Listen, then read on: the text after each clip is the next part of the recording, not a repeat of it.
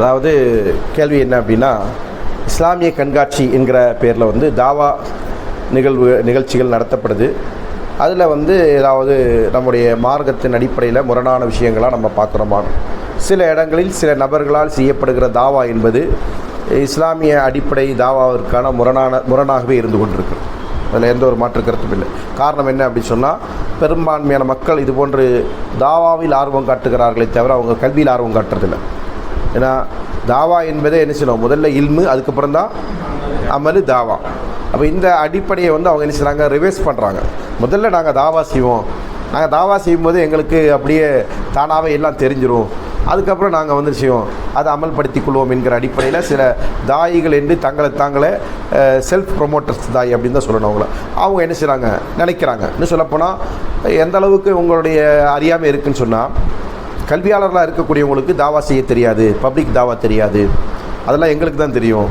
அவங்க வந்து என்ன செய்வாங்க, ஜும்மாவில் ஏறுவாங்க, மேடையில் ஏறுவாங்க, பயான் பண்ணுவாங்க, அல்லது வகுப்பு நடத்துவாங்க, அதோடு முடிஞ்சிருச்சு. அவங்களுக்கெல்லாம் வந்து இந்த மாதிரி ஃபீல்டு தாவாலாம் வராது அப்படின்ற ஒரு மனநிலையில் இருக்கக்கூடிய தாயிகளும் சில பேர் இருக்கிறாங்க. சரிங்களா? அப்போ அவங்க வந்து என்ன செஞ்சுருக்கிறாங்க, நம்ம வந்து சில கம்பேரிஷனுடைய தாவா பண்ணுறோம், அதுதான் தாவா நினச்சிட்டு இருக்கிறதா அந்த இது போன்ற வாதங்களுக்கான காரணம். சரிங்களா?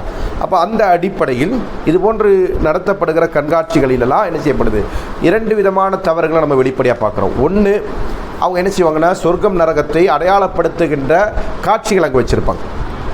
அது மிகப்பெரிய வழிகேடு. சொர்க்கத்தையும் நரகத்தையும் நம்ம என்ன செய்ய முடியாது, காட்சிப்படுத்த முடியாது.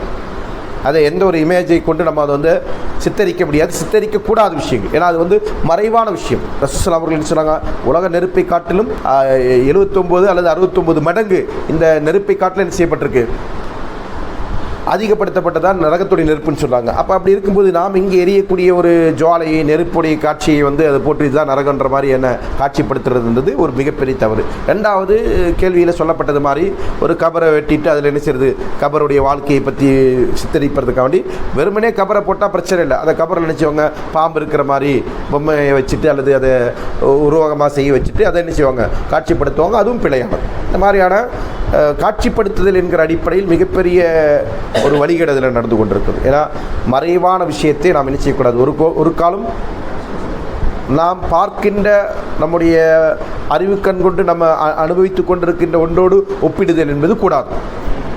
அது வந்து வழிகேடு. சரிங்களா?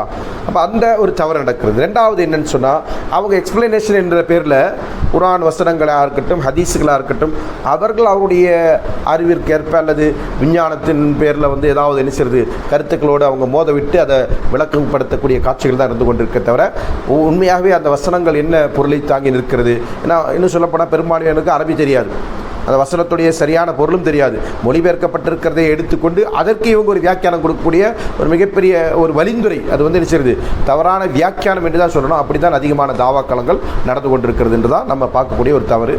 அப்போ அதனால் என்ன செய்யணும், தாவா செய்யக்கூடியவர்கள் தாவாலேருந்து விட்டு போகணுன்றதை நம்ம சொல்ல வரல. தாவா செய்யக்கூடியவர்கள் என்ன செய்யுங்க, முறையான கல்வியை கற்றுக்கொண்டு என்ன செய்யுங்க, தாவா செய்யுங்க. அப்படி தாவா செஞ்சால் இந்த தாவா என்ன செய்யும், இன்னும் உயிரோட்டமானதாகவும் அல்லாஹ்வுடைய விருப்பத்திற்குரியதாகவும் அமையும்.